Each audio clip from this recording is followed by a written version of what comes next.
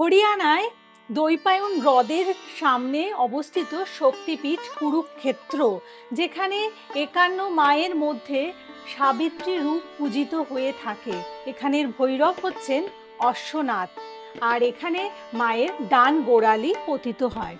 মায়ের এই সাবিত্রী রূপ নিত্য পূজিত হয়ে থাকে মধ্যমগ্রাম সারদা পল্লীতে ৫১ কালীবাড়ি মন্দির এবং জয়শ্রী ঠাকুর রামকৃষ্ণ সেবাশ্রমে, যার সৃষ্টিকর্তা হচ্ছেন জনপ্রিয় জ্যোতিষ ব্যক্তিত্ব জ্যোতিষ অধ্যাপক জয়দেব শাস্ত্রী। সাবিত্রী রূপের পূজার সাথে সাথে এখানে কিন্তু মায়ের ৫১ রূপের পুজো নিত্যদিন হয়ে থাকে।